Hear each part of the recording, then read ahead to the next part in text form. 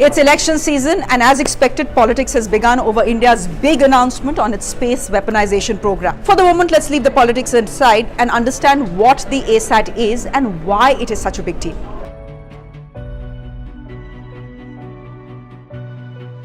Today, India successfully tested its indigenous anti-satellite technology by firing at a defunct satellite some 300 kilometers into space and destroying it completely. Mission Shakti, we are told, was a highly complex one and was completed in exactly 3 minutes by DRDO scientists.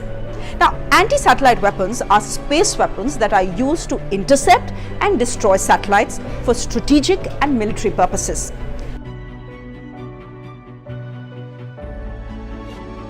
So far, 3 countries, that's the US, Russia and China, had the technology. Now India has also joined that elite club. Interesting to know that ASAT has never been used in a conflict situation or a warfare situation so far, even by mistake.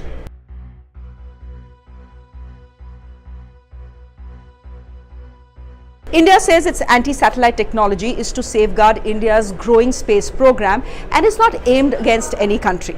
For example, we have the Gaganyaan, we have the Mangalyaan, we have communication satellites, we have defense satellites as well, which could possibly in the future be targeted by enemy nations. ASAT will be a deterrence, a strategic weapon that no one, absolutely no one, will want to mess with.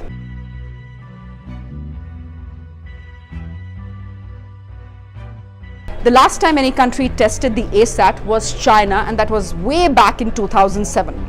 That test had become very controversial because of the space debris it had generated, parts of which still continue to float in space.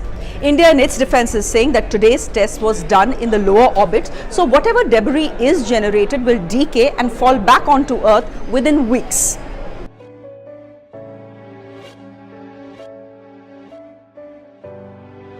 Now, if you do remember, then India had decried China's anti-satellite test way back in 2007 and had taken an anti-space weaponization stand in almost all international forums. Today, in its defense, India is saying it has no intentions of entering into an arms race in outer space, and we will adhere to a strict no first use policy.